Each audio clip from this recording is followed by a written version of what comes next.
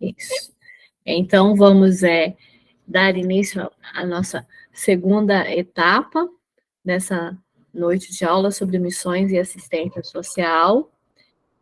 E nesse momento aqui, nós vamos, primeiro que a palavra, eu costumar a tratar como a questão de intervenção social. Pensando, em se tratando de missões e assistência social, optamos pela expressão intervenção social, compreendendo-a como sendo atividades que buscam gerar impacto num determinado público, objetivando resolver um problema ou criar, estimular oportunidades para transformar o contexto em que estão inseridos. Então, sempre que nós formos falar de assistência social, a tela muda, porque assistir é ir lá assistir a pessoa, né? Dar, prover, né? E nós vamos usar a expressão de intervir, ir e mudar um cenário. Tá? Já é o primeiro ponto aqui, juntos para construir um novo cenário, né? E antes de qualquer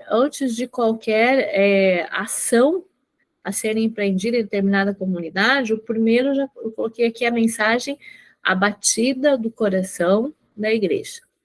Tá? É necessário você ter essa chama dentro, pulsando o teu coração, com o desejo de transformar algo, de mudar, de levar a palavra do Senhor. E também é muito importante você entender que nem todos têm essa mesma chama. O primeiro desafio está em você conseguir interagir com a sua igreja, com os seus que estão próximos. Deus primeiro precisa atuar em você, você tem que estar preparado. Isso já Deus começa a trabalhar com a gente nas nossas relações com os próximos a nós, com a família, com aqueles que nos cercam, com aqueles da igreja, os nossos irmãos de fé, porque enquanto o olho brilha para alguns e essa chama de você ir e você fazer algo, não é para todos no mesmo tempo, no mesmo momento. E aí precisa estar vencendo esse dilema, vencendo isso de você estar de bem com os todos. Você tem que sair sobre a bênção, a proteção, sobre a aprovação dos seus, para poder atuar com os outros. E sabendo respeitar essas diferenças, porque você já vai estar lendo, você já está se preparando, mas os outros não estão, os que estão no teu lado, e pode achar que você surtou, falar o português claro. Nossa, só pensa nisso, só quer trabalhar com isso, só fala nisso. Então, você vai ter que, se você estiver com a batida do teu coração firme para isso, tu vai precisar moldar isso em você e respeitar a empatia com o diferente, com o que pensa diferente, dentro do teu grupo, para depois você sair com você não pode sair amargurado, triste, para depois ir consolar. Ninguém pode amar o próximo como a si mesmo, você não pode dar aquilo que você não está em você ali, é mais difícil, consegue, mas é difícil. E aqui, então, primeiro seria esse ponto essa partida, né? E aqui, vamos para outro lugar, para os povoados vizinhos, para que também lá eu pregue. Foi para isso que eu vim. E esse ide, né, para aqueles que são casados, para aqueles que têm um companheiro, você tem que estar orando para a pessoa estar te acompanhando junto. Para aqueles que ainda não estão sozinhos, que tenham a mesma vontade, porque a ideia é ir. Você pode estar fazendo a tua missão próxima, mas você pode também ir para um outro local e você tem que estar bem. Primeiro ponto. O segundo diz aqui que dessa chama é fazer também aquilo que Jesus fazia. Tá?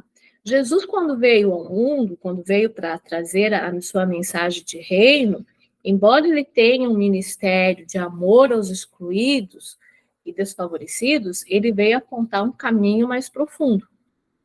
E a primeira coisa, uma das coisas que ele veio apontar um caminho relacionado à espiritualidade, ao compromisso de servir a Deus.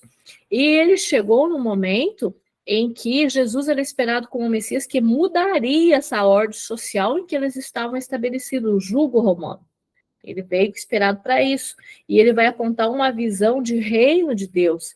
Ele revela a empatia daquelas pessoas que estavam vivendo, ele estava com o braço estendido, curava, fazia milagre, mas ele não demonstrou nas suas ações que ele veio mudar a ordem social. Ele veio, ele não fez acepção, partidarismo, privilégios, não tinha grupo específico, ele veio para uma libertação de corações. Então, aqui já é o primeiro posicionamento que nós temos. Nós vamos enfrentar realidades, situações, num ambiente social, cultural ali, em que nós vamos fazer uma intervenção social com o nosso foco, como foi o de Jesus, com o foco na palavra e agindo, mudando posicionamentos. Mas como isso? Aqui ele coloca, compromisso com a espiritualidade. Vamos imaginar, linha 1 ali. Compromisso com a espiritualidade é o missionário. É a pessoa que está saindo. Vida devocional intensa. Então, é quem está no ID. O número 2, no meio, é o que eu vou levar. É uma mensagem de amor, compaixão, misericórdia.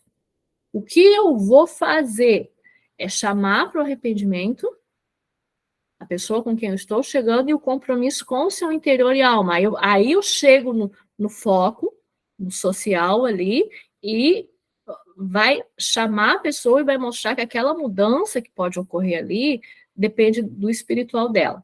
É claro que vai ter uma ação social que vai permear isso. Tá? Na nossa próxima aula, da próxima quarta-feira, nós vamos entrar direto em projeto de intervenção e modelo de projeto de intervenção, com criança, com pessoas de situação de rua e com o estrangeiro, né, com o migrante. Mas aqui é o foco, nós estamos falando primeiro, hoje, no foco da mensagem de Jesus. Essa mensagem, ela vai estar permeando, vai ter o foco central com a ação que vai ser empreendida junto, tá? Então, primeiro, quando diz ali o compromisso com a espiritualidade e a vida devocional intensa, é de quem vai. Eu não posso, eu tenho uma chama, eu tenho desejo, o meu compromisso com a espiritualidade está em primeiro lugar. Depois eu vou ter aonde eu vou, que projeto que eu vou fazer, como vai ser, que grupo que vai. Aí vem, mas o compromisso com a espiritualidade, porque eu não vou fazer. Quem vai fazer é o Espírito Santo. Então, isso é muito, muito importante. Se eu tenho que ter tanto tempo de devoção, tanto tempo de oração, tanto tempo eu tenho que ficar aqui, se for, enquanto o Espírito Santo não der um sinal, é por aqui, eu tenho que estar preparada para isso. Aí eu sei o que eu vou levar a mensagem, aí eu sei o que eu tenho que fazer, chamar para o arrependimento, tá? Esse já é um foco, um ponto que a gente tem que ter de atenção, que, como é que eu vou colocar assim? Digamos assim, eu quero chegar em tal local, eu ligo o meu GPS, eu sei a cidade que eu quero chegar, é lá, tá? Eu tenho que cuidar para não ficar desviando. Então, qual é o meu ponto principal que eu vou chegar? Eu estou aqui em Biguaçu, eu quero chegar lá em São Paulo. Eu sei a rota que eu tenho que chegar. Eu posso desviar para cá, desviar para lá, posso atrasar um pouquinho, posso ir, mas eu sei onde eu quero chegar. Tá?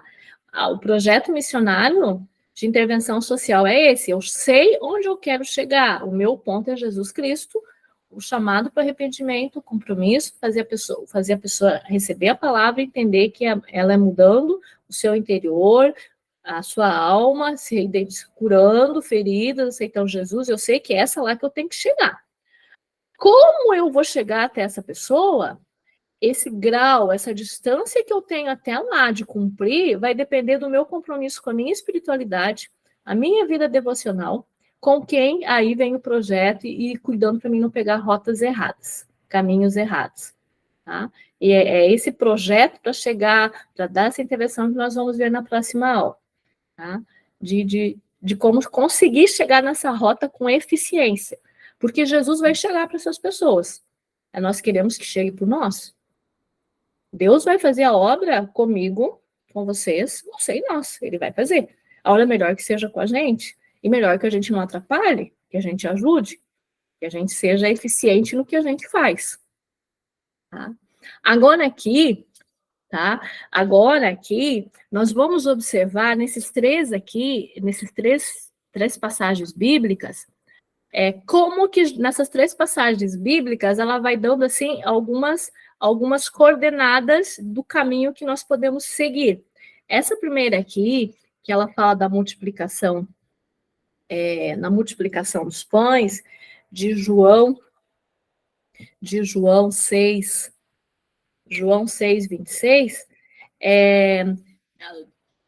o que acontece aqui, Jesus fez a intervenção, multiplicou os pães, alimentou a multidão. Depois que ele faz isso, no outro dia, quando Jesus volta, ele vai dar entre aspas, puxão de orelha no povo. Porque as pessoas retornaram para o local, não por Jesus, elas retornaram pelo pão. Jesus chama a atenção daqueles que o procuram apenas pelo pão, pelo material, e ele fala do alimento espiritual. Ele fala o que fazer na obra de Deus. Tá? Vamos ler aqui, João, só 26, 29. Então, depois que as pessoas que foram lá, viram que os barquinhos já não estavam, foram até Jesus, até outro local, aí Jesus diz: em verdade vos digo, vós me procurais não porque vistes sinais, mas porque comestes dos pães e vos fartastes. Trabalhai não pela comida que perece, mas para que subsiste para a vida eterna, a qual o Filho do Homem vos dará, porque Deus, o Pai, o confirmou com seu zelo. E aí no 29, ele diz assim, respondeu Jesus: a obra de Deus é esta, que criais naquele que por ele foi enviado. Glória a Deus. Então, nós vamos encontrar muitas pessoas que elas só estão na hora da volta para o pão. Então, Jesus aqui já mostra o caminho. Para não ficar na questão assim de que não que nós vamos encontrar, para nós seguirmos o caminho e não nos perdermos. Por quê? Dar, oferecer, ONGs fazem, associação faz, as instituições fazem, e não é a quantidade, não é o quanto, mas é como ela é feita. E aqui Jesus mostra. Um dia ele deu o pão, no outro dia ele mostrou, vocês voltaram pelo pão, mas a questão está no quê? Na questão do pão espiritual, tá? Então, divulgar o evangelho e levar as pessoas a conhecer a Deus, a crer nele, tá? E como que nós vamos fazer as pessoas crerem nesse? Como? Nele. Primeiro, pelo testemunho de vida. Tá? Eu vou contar uma experiência aqui. Então, eu trabalhei muito com doação de roupas. Quando eu trabalhei com a casa missionária, eu uso muito a palavra trabalhar, é a questão de eu fazer o café para pessoas em situação de rua e pedir a roupa, porque eu tinha que ter para os homens, né? Segunda, quarta e sexta. Eu recebi muita roupa. Aí essas roupas, o que eu ia fazer? Eu não ia dizer não quero roupa de mulher, vinha de mulher junto. Eu organizava nos bairros carentes, levava a roupa na praça, colocava e doava. Alguém me ajudava, para não ir gente de brechó, anunciava, ia nos bairros. Os primeiros movimentos que eu fiz, as pessoas chegavam, às vezes alguém dizia, mas você vai lá e dá, tudo assim. Eu ouvia de pessoas assim, chegavam, por que você faz isso? Quanto que eu tenho que te pagar? Algumas pessoas chegavam e me davam dinheiro, não estou cobrando, eu estou dando. Aí as pessoas, hoje eu estou dando. Tenho terminado, não, mas eu pedi de graça, eu estou dando, no meu objetivo não é cobrar. Aí as pessoas diziam assim para mim, por que você faz isso? Ah, por quê?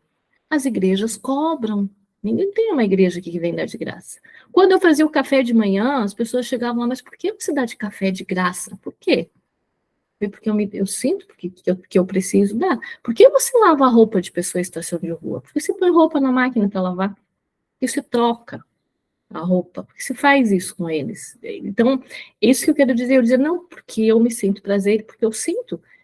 Era a forma que eu tinha de fazer aquelas pessoas subirem ou colocar o louvor, falar de Deus e pelo menos de manhã, na hora do café, eles terem uma oração. E era uma coisa que me fazia bem. Então, como que eu vou fazer isso? Pelo teu testemunho, pela compaixão, pelo amor e miséria. As pessoas chegam, mas por que você faz isso? Eu falei, porque esse é o amor de Jesus, porque Jesus fazia isso, Jesus curava o leproso, Jesus curava o cego, Jesus andava com todos, e é assim que a gente precisa fazer. Então, você só pode testemunhar aquilo que já viu ou já viveu. Você pode e deve ser uma testemunha viva do poder de Jesus. E isso, às vezes, é no tocar, no abraçar, no falar, que vai, na hora da ação, vai ter um gesto que vai levar as pessoas a entender o espiritual ali. Agora, o outro exemplo é o milagre do paralítico, que também tem uma passagem, essa do milagre do paralítico, que nos faz refletir na questão do missionário. Tá?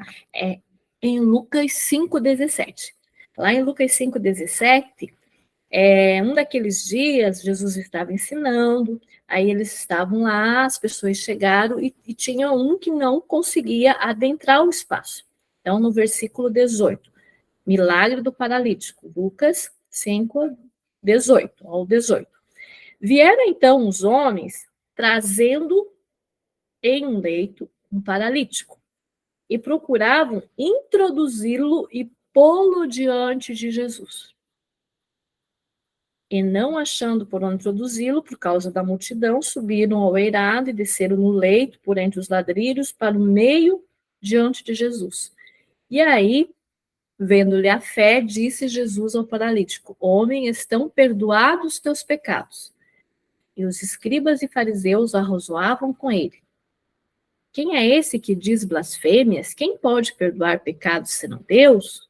Jesus, porém, conhecendo-lhe os pensamentos, disse-lhes: Que arrazoais em vosso coração? Qual é mais fácil dizer: Estão perdoados os teus pecados? Ou levanta-te e anda? E assim continua o texto de Jesus falando dessa situação, do milagre do paralítico, trazendo para o nosso contexto de missão e ação. Olha a faixa, olha o versículo 18. Vieram então os homens trazendo em um leito um paralítico. A missão é isso, é trazer o doente até Jesus. É isso que nós devemos fazer. O milagre social chega com o evangelho, precisa ser transformado espiritualmente para ter força, para ter sabedoria, para se ajustar como cidadão. Então, é preciso chegar, e é como aqueles foram lá, ele não tinha condição de chegar. Então, quando vai se fazer uma intervenção social, quando você vai em uma determinada carência de um grupo social, muitos não conseguem adentrar nesse espaço. Então, o missionário tem que primeiro chegar até ele, a pessoa tem que chegar até ele, como esses fizeram, levar ele até os pés de Jesus, e quando chega até Jesus, aí sim, tá? E eles vão, então, ter a possibilidade, mas olha como ele diz lá, depois, o que era mais fácil? Levanta-te, anda e perdoa os pecados. Fica o segundo ato. Você faz a ação, você leva até Jesus, aí tu mostra na ação que o que ele precisa é o arrependimento dos pecados. Tá? Não o contrário. Porque senão vai ficar mera repetição. Tem que mostrar que para sair daquilo tem que ter uma cura de alma também. E no versículo, no caso do cego de Jericó, ainda, então, no primeiro, a gente viu, no primeiro nós vimos a questão de você fazer do ato repetitivo, que não é só o fornecer, que é ali. O segundo, nós vimos que é levar as pessoas até chegar até Jesus e ao arrependimento. E no terceiro, que aí vai entrando bem na questão social, o caso do cego de Jericó, aqui em Marcos 10, eu gosto muito dessa passagem por duas palavras aqui também. Nesse caso do cego de Jericó, ele trata assim, eles foram para Jesus, estava indo para Jericó, quando eles estavam saindo junto com os discípulos, o Bartimeu, o cego mendigo, estava sentado à beira do caminho. Então vamos imaginar a cena, Jesus está saindo, está indo no caminho, e tem um cego sentado à beira do caminho. No texto de Lucas, ele diz um cego sentado à beira do caminho, pedindo esmola. Observe que foi no caminho. Jesus estava indo no caminho quando ele encontrou alguém pedindo esmola. Tá? E ouvindo aquela situação ali, ele começa a chamar o cego. Jesus, filho de Davi, tem compaixão de mim. Muitos pediam para ele, repreenderam ele. Cada vez mais ele gritava. No versículo 49, parou Jesus e disse, chamai. Trouxeram ele para Jesus. Então o cego dizendo, Jesus diz, tem bom ânimo, levanta-te e te chama. Versículo 50, lançando de si a capa, levantou-se, deu um salto e foi ter com Jesus. Perguntou-lhe Jesus, que queres que eu faça? Respondeu o cego, mestre, que eu torne a ver. Então Jesus lhe disse, vai, a tua fé te salvou, e imediatamente tornou a ver. E seguia Jesus estrada fora. Aqui, observem, ele estava no caminho e o cego estava ali pedindo. Então, isso deixa a mensagem para a gente que nós, na questão do evangelismo e na assistência social, nós estamos fazendo a nossa obra de Jesus. Nós não saímos para fazer algum ato, uma intervenção social. Nós saímos para fazer o ID, proclamar o evangelho, e no caminho nós vamos ter pessoas que vão precisar dessa intervenção. Agora, o mais interessante é a história da capa, que diz aqui, ó, lançando-se de si a capa, levantou-se. Por que isso é interessante? Porque lá, naquela época, a pessoa que pedia esmola não era qualquer um, como agora em qualquer local. Eles tinham que ter, digamos assim, uma certa autorização e tinha uma capa que identificava eles. No de Lucas não aparece a palavra capa. Tá? Na outra vez, no outro evangelho, no outro autor. Aqui aparece. A capa não era qualquer um que pedia. Ou até poderia, mas a capa dizia, tu tá autorizado. Seria assim, alguém ir na prefeitura e diz, olha, eu sou mendigo, quero pedir, então tá aqui a tua autorização. É como nós temos para vender as coisas. Os carrinhos lá para vender, tal dia tem que ter autorização lá para vender. Esse era a capa.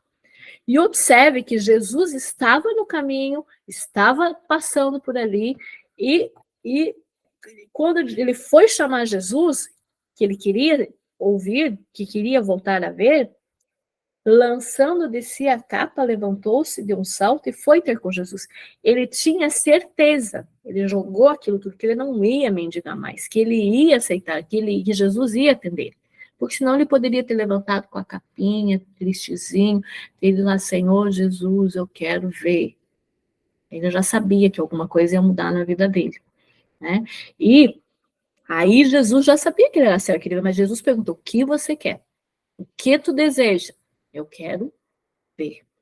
Aqui fica também essa mensagem para nós, é isso, nós estamos no caminho, as pessoas vão vir até nós, mas elas vão aceitar Jesus, elas vão mudar. Quantos? Como?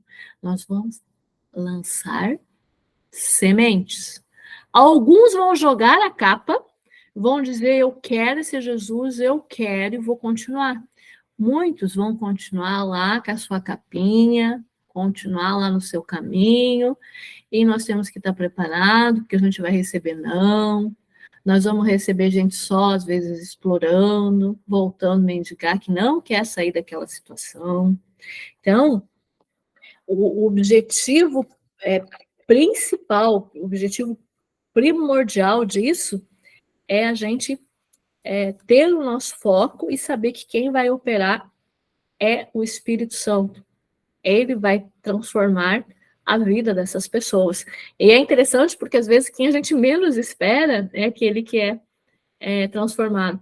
E eu faço questão, vou controlar o meu tempo aqui, de citar um exemplo, para não se achar, às vezes, muito, não, nessa viagem que nós fomos para a Bahia, foi uma, não sei se é tetraplégica, uma menina de cadeira de roda que era aluna do Jocum.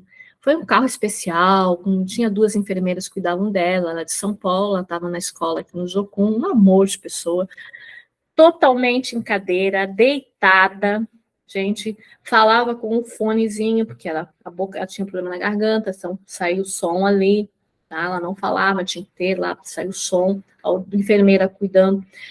Olha só, e eu pensava, como que essa menina vai evangelizar alguém? Ela entende tudo que acontece perto da gente, reconhece as pessoas, mas o som dela sai diferente na cadeira. Aí, no dia de entregar as Bíblias e no evangelismo, na primeira tarde, uma tarde que foi na cidadezinha, e sol, sombrinha, calorão, aí a menina do Jocum lá, ele diz, Sol, tu fica junto com ela, tu vai pela sombra, que a gente vai, a enfermeira vai, tu fica junto. Eu digo, ai, Senhor, e agora? Como que eu vou fazer com o evangelismo com ela ainda? Gente, nós estávamos passando na casa, as pessoas chegavam perto da cadeira de roda dela, deitadinha, e eu lembro de uma mulher que chegou para conversar com ela, uma moça, ela falava as coisas, o som mal saía, às vezes a outra precisava interpretar. Deus usou ela poderosamente, que ela profetizou na vida da moça, falou do que a moça tinha passado, da situação, da dissolução do casamento, das mentiras, de tudo que ela ia ser restituída. E eu fiquei de lado ouvindo. Tá? À noite, nós fomos orar na casa de uma família com meu esposo. Essa menina chega, era parente na casa, e disse assim, gente, esse Jesus existe. Hoje usaram uma pessoa que nem fala, contou a minha vida, precisou alguém ajudar, esse Jesus existe. Eu quero conhecer esse Jesus. Isso toca porque a gente vê que a gente não é nada. Se a gente não tiver com o Espírito Santo, Deus vai usar quem menos a gente espera. Né? E assim como ela fez, ela está com o Espírito Santo, dela levar a pessoa ao arrependimento, é algo fantástico. Foram 2 curas. Foi a cura da moça e foi a minha. Foi a minha cura. Porque ali eu vi que realmente, se você não tiver, Deus usa as pessoas e faz a obra dele com a missão da forma como ele deseja. Tá? Então, aqui vem nesse slide falando isso, que é seguindo os passos de Jesus. Mas nós vamos encontrar barreiras para fazer isso. Próximo slide vai mostrar daqui para frente, a gente vai ver assim, algumas barreiras onde a gente fica assim, no sobe e desce. Onde eu fico, onde eu estou na diaconia e onde eu estou na assistência social. Como eu vou equilibrar isso, tá? Então, nós temos que entender, eu não vou usar a expressão aqui missionário, tá? Eu vou usar a expressão aqui diaconia. Diácono vem de servir, tá? Nasceu a partir da vida e do ministério de Jesus. Tá? Ele foi instituído em Atos. Porque o que acontece? Como nós criamos um certo padrão dentro das igrejas, muitas pessoas têm uma visão dos diáconos como aquele que está alcança a aguinha para o pastor, fica na porta dizendo boa noite, fica vê se está tudo limpo, se a toalha está prontinha, está servindo ali dentro da igreja. Beleza, tem que fazer isso, tá? tá? Mas a instituição da diaconia é de serviço, é de atender o menos favorecido.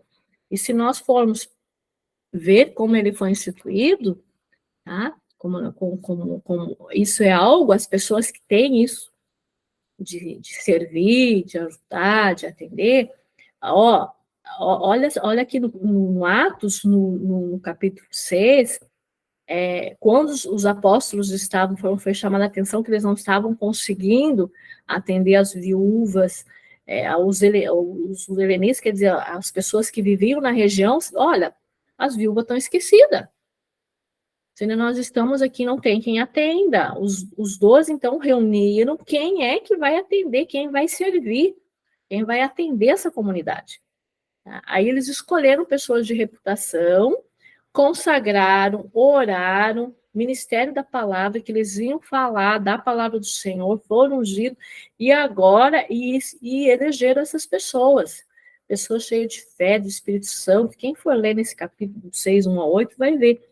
E quando eles fazem essa oração e essa diaconia recebe isso, tá? Quando eles recebem isso, ó, o versículo 7, crescia a palavra de Deus, e em Jerusalém se multiplicava o número dos discípulos, dos seguidores de Jesus, discípulos seguidores de Jesus. Se multiplicavam os discípulos, também muitíssimos sacerdotes obedeciam à fé. Tá? E ainda no 8, o Estevão, que é o primeiro mártir da igreja, foi diácono. Ele está na lista dos primeiros diáconos. Estevão, cheio de graça e poder, fazia prodígios e grandes sinais entre o povo. Então, a diaconia, o ato de servir, ele está para além do atendimento da igreja, porque a igreja, as quatro paredes, é algo prático comum, mas a igreja está em vários. Eu atuo muito em comunidade terapêutica, né? Então, assim, tem comunidade terapêutica de ir lá, levar palavra, atender, conversar. Então, eu digo, aqui é a nossa igreja, embaixo de uma árvore, nos bancos, é ali.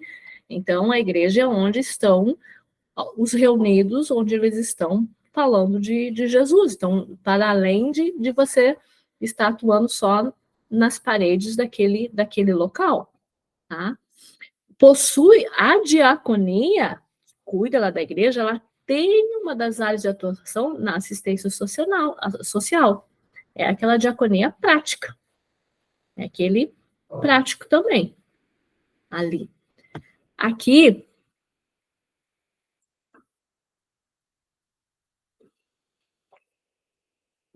nesse slide aqui, por que a diaconia tem que ser cheia do Espírito Santo?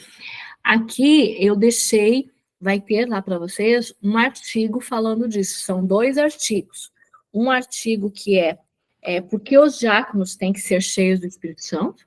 Tá? Eu vou falar um pouquinho, mas aí vai ter um artigo de uma revista. Essa revista aqui é da Igreja Luterana. Deixa eu achar a capa da revista aqui. É a revista da Igreja Luterana, servindo uns aos outros. Então, tem 2 artigos ali, a revista Mosaico, tá?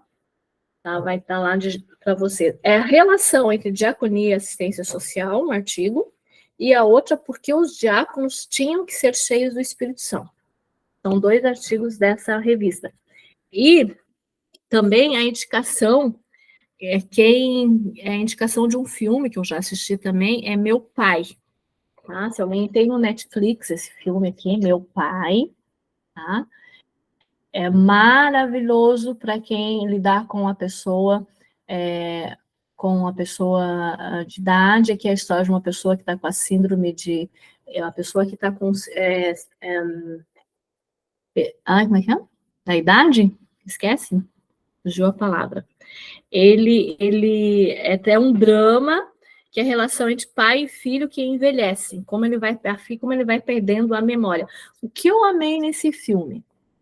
Porque ele tira aquela visão, assim, a pessoa que está olhando ele que perde a memória, sabe? Ele parte, o filme, da pessoa que está perdendo a memória dele, então você consegue sentir a dor dele. sabe? Mal de Alzheimer. Ele consegue sentir a dor, porque quando ele lembra, aqui no filme, eu não vou contar o filme, mas ele é o relógio. Onde é que está meu relógio? Onde é que está o meu relógio? Aí, quando volta a memória, ele sabe que ele esqueceu. Aí ele sofre por aquilo que ele esqueceu.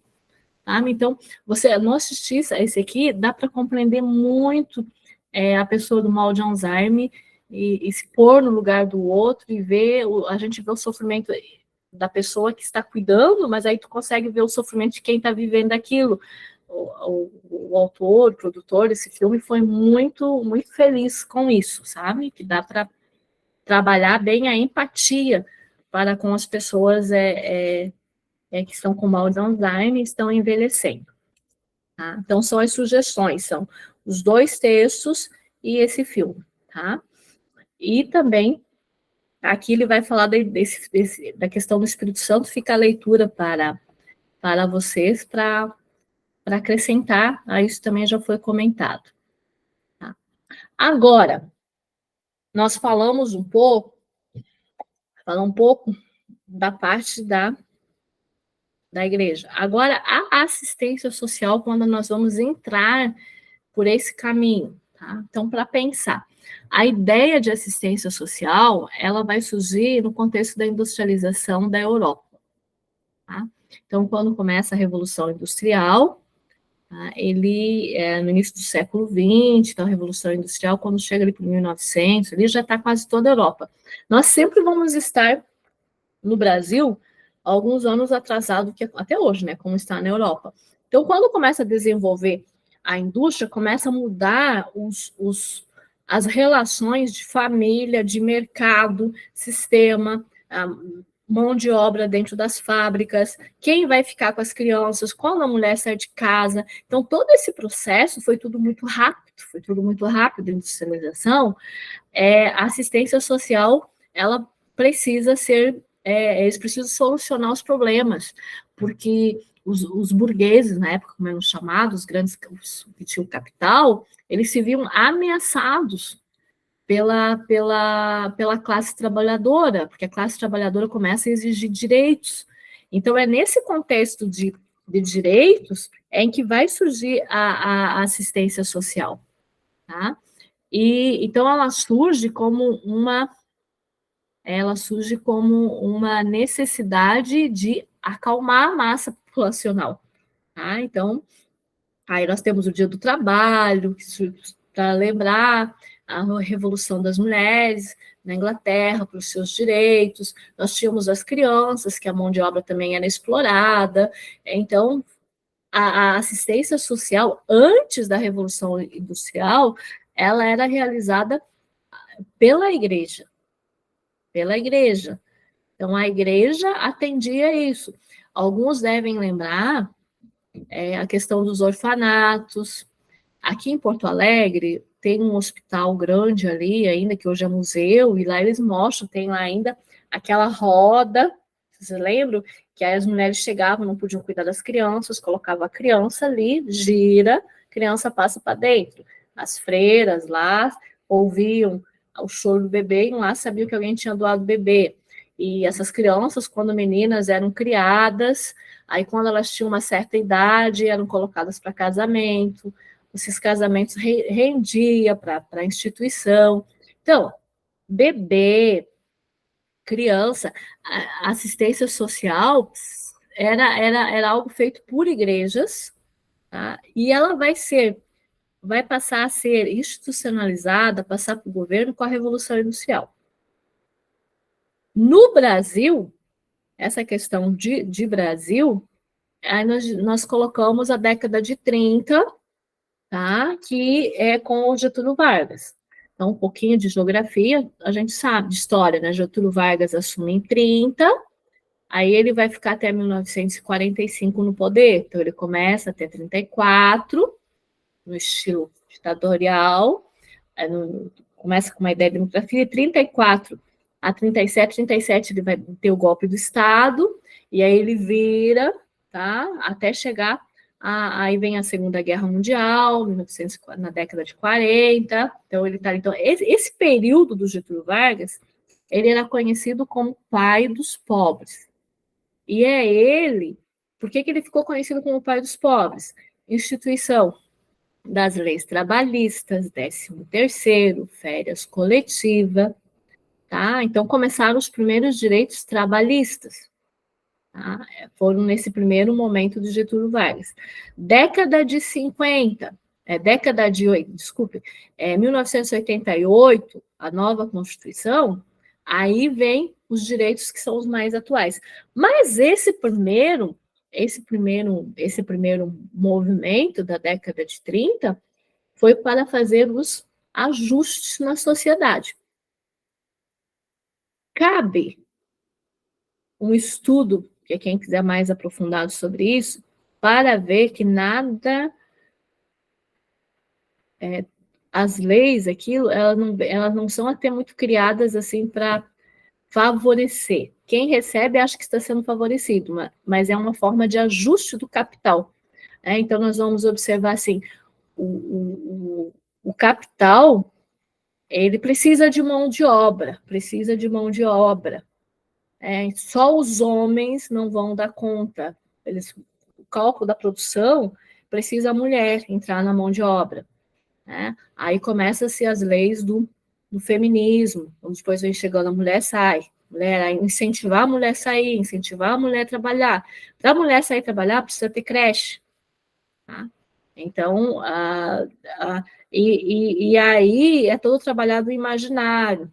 A mulher independente, a mulher trabalhando fora, tudo muito bom, nós temos que trabalhar, nós temos que ter nossos direitos, nós temos ali, mas temos que atender o capital, só os homens não vai dar, as mulheres têm que estar trabalhando. Então, é uma roda que não pode parar. Tá? Férias, os direitos que depois vêm para assistência social, porque são por que eu estou falando disso? Quando a gente vai trabalhar com a questão num projeto que você vai querer trabalhar a questão de renda ou de mudança nós estamos com um país muito endividado, você vai trabalhar com as pessoas, você vai ter que ensinar eles a administrar, quando você recebe o 10º, quando você recebe as férias, digamos, pode ser criado um projeto social, e as igrejas têm, algumas já têm isso, muitas, que você vai trabalhar a questão econômica. Mas, então, eu estou remetendo lá na assistência social para entender que lá na raiz, quando foi criado, ele continua com o mesmo fim até hoje. Tá? Então, 13º, férias. De que adianta ter uma fábrica produzindo, e não ter gente para comprar? Não ter uma fábrica de sapato, mas ninguém troca de sapato. Então, eu vou dar férias para eles vão ter um tempo para ir para o cinema, um tempo para viajar, eles vão precisar comprar sapato. Da onde vai circular esse dinheiro?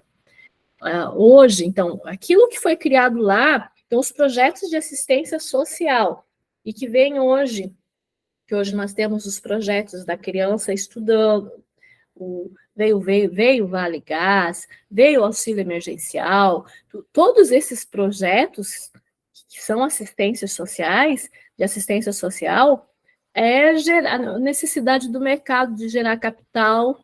Parece pouco, mas R$100 de um, 200 do outro, vai somando, não para o mercado de trabalhar. Tá? Por que eu estou colocando isso? Que aí na Constituição de 88, ele sai da Constituição que nós tivemos lá no início das regras das leis, eles vão sair dessa questão muito mercadológica de regras de leis trabalhistas e vão partir para os direitos humanos e para uma mudança que nós vamos trabalhar muito no social, uma mudança ideológica. São novas regras, novos direitos que estão surgindo na assistência social. Vem uma mudança de comportamento daí familiar.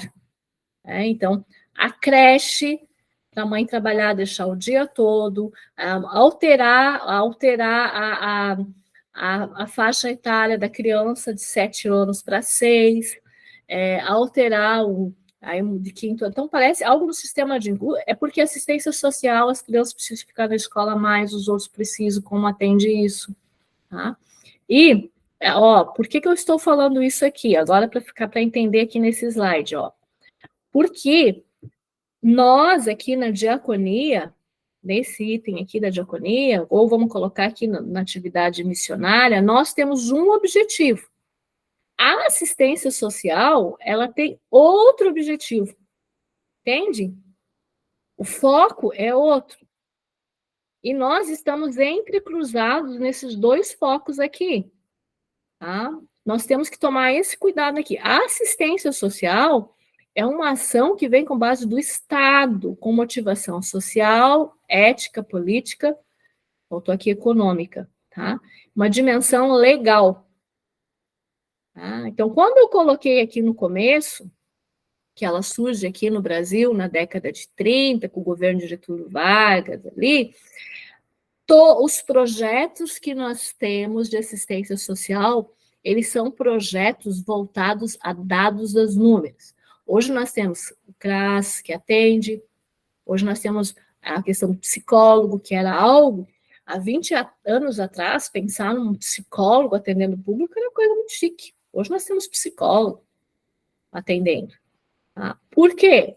Alto grau, grande número de atestados médicos, falta em trabalho, depressão, síndrome, bipolaridade, tá? Pânico. Então, hoje, a assistência social entrou nessa esfera da mente das pessoas, e aí nós temos aqui o direito a um psicólogo, direito a alto grau de criminalidade. Então, assistência social, direito a um advogado gratuito para atender as causas. Então, a dimensão política, nós observamos a dimensão política na transição do governo anterior para esse, final de governo. Os projetos sociais são mais numerosos, para rentabilidade de render votos, então aumenta o valor, estende, então, além de ter um auxílio emergencial, ainda pode-se fazer um empréstimo em cima desse auxílio, entende? E aí, quem não tem muito essa visão, vai acreditar que isso tudo aqui é uma ação social que visa só o dele, só a pessoa, mas é toda uma questão que rende na questão econômica, política maior, uma dimensão legal. E quando a gente coloca aqui a Constituição de 1988, devem lembrar da aula passada, que eu comentei na questão de leis que alteram, que mudam. Então, são as leis, o direito do idoso, o que fazer com essas pessoas que estão tanto tempo vivendo a mais, tá? Então, como diminuir os gastos com essa pessoa lá no SUS. Então, nós vamos ter que criar atividades de lazer, viagem, clube do idoso. Então, assistência social, um grupo só que atende o idoso. Por quê? Porque a medicina preventiva com eles vai diminuir lá, tá? Vai diminuir depois os números, os índices de atendimento, UPA, posto de saúde, médico, então se começa a medicina preventiva.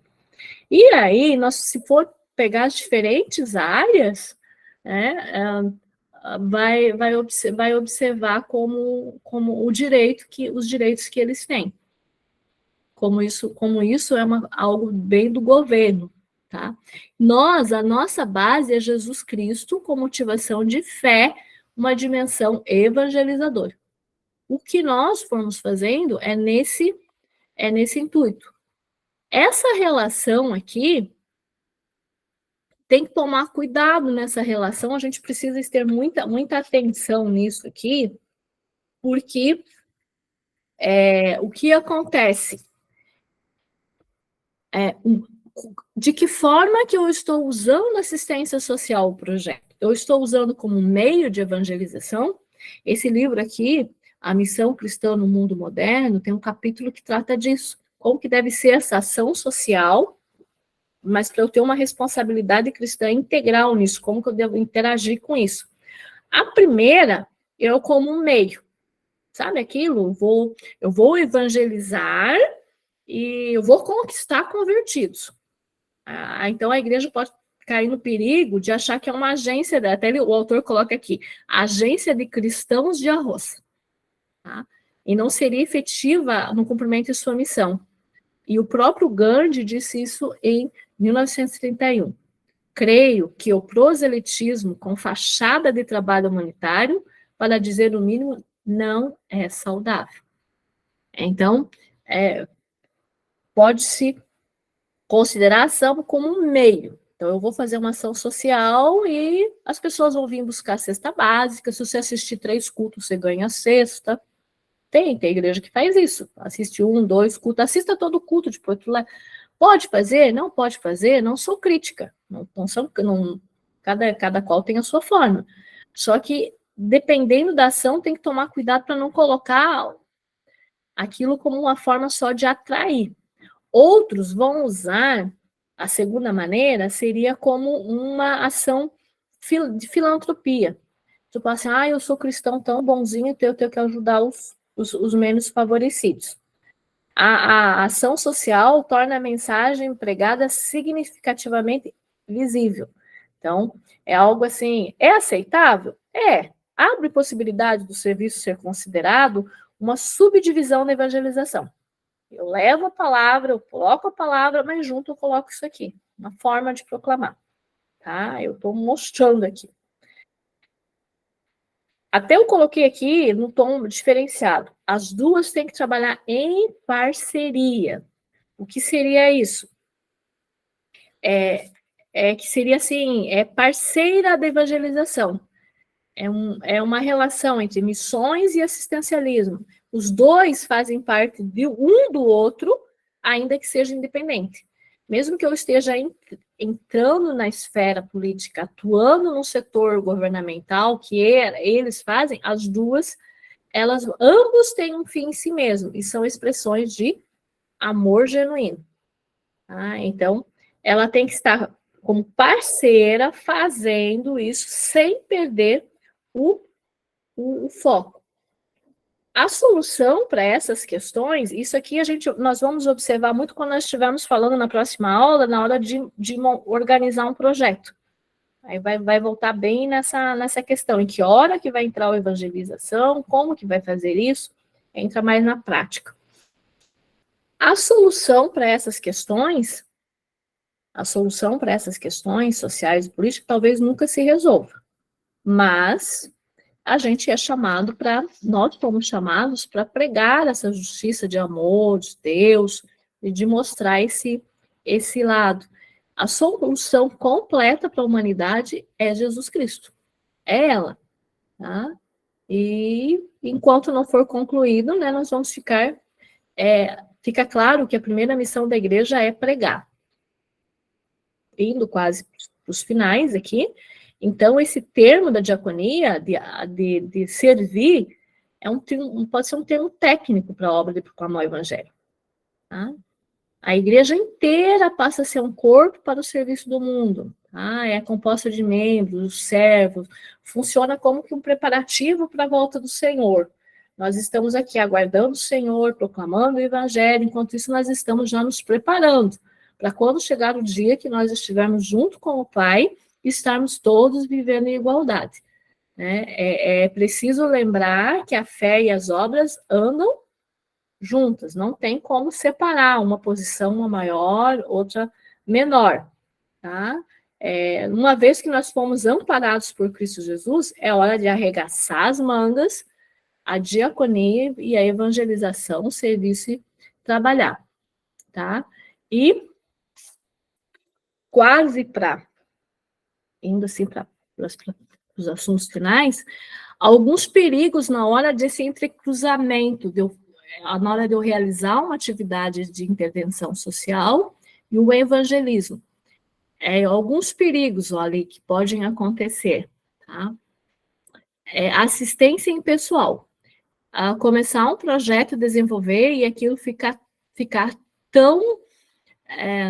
um dos pontos que levou nós, meu esposo, uma equipe aqui a fazer o trabalho do café com amor que a gente fez com pessoas em situação de rua, eu não tinha experiência nenhuma. Eu venho do interior, estou uma cidade interiorana, estou 4 anos morando aqui na Grande Florianópolis, não tinha contato com pessoas em situação de rua dessa forma. Em 2019, logo que eu casei, voltamos de lua de mel, agosto, e um dos projetos que a gente foi ver foi a pessoa em situação de rua, a igreja toda animada, fazendo comida para as marmitas, para levar. E eu gostei daquilo, com feijão, vai fazer, e festa, e louva, e tal. E vão lá entregar a marmita, e eu dei uma passadinha, mas não é isso que eu estou querendo, não. Tá? Não foram lá, entregar a marmita, tudo, e voltar. O que eu percebia? Até teve um primeiro abrigo, a gente levava pizza, aí aquilo eu gostei, foi a primeira vez que eu fui orar, que eu cheguei perto, que eu conversei, eu acho que é para esse caminho. Aí o que é assistência pessoal? Você faz, vai lá, faz, mas você não interage. Então, muitos tem que dar comida, tem que levar, tem que fazer, tem que levar, mas tem que cuidar para não ficar algo muito pelo ato de fazer. Aí tinha algumas pessoas, eu não posso levar, mas tá aqui as batatas, tá aqui o feijão, leva isso. E aí, eu consegui, eu ajudei. Precisa de pessoas para pagar? Precisa de pessoa? Precisa. Só que o ato tem que ter lá na ponta aquele com a chama da missão ardendo, aquele que organiza, aquele tem. Nós vamos ver no projeto que tem várias etapas, vai ter aquele que não vai poder estar lá fazendo. Mas aquele que está na ponta do projeto tem que ser uma assistência pessoal, de contato, de olho no olho, de achar o coração de Deus batendo. É necessário isso. Misericórdia não santificada. Misericórdia é o perdão, né? Então, misericórdia não santificada, coitados, não, perdão, Deus perdoa eles, mas você não tem aquilo realmente para você mesmo.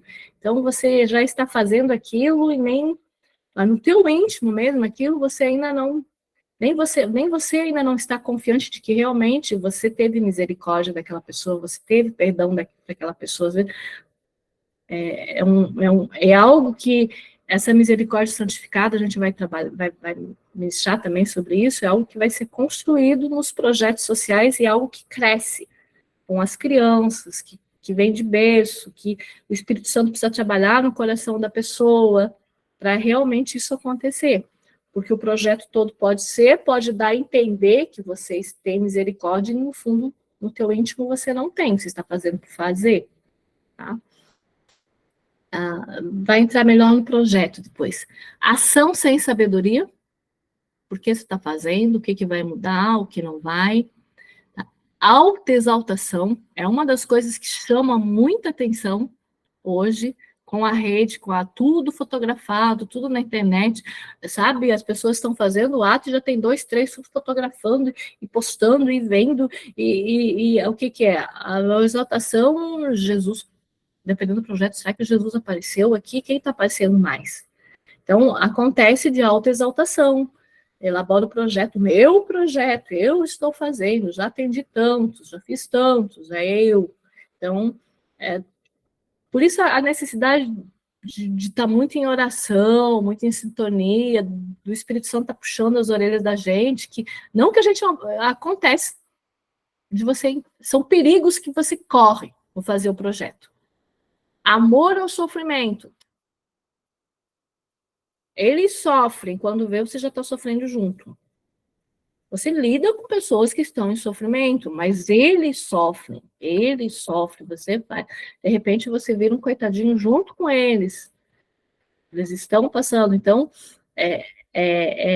tem compaixão? Tem, mas cada qual tem, de repente, se apaixona pelo sofrimento de tal forma que você não consegue mais olhar para quem não está sofrendo, sabe? Não. Parece que Deus está só com aqueles que estão em sofrimento. E só com os marginados. Não, Deus está com todos. Jesus está com todos. Então, são perigos que a gente acontece de vocês e muito.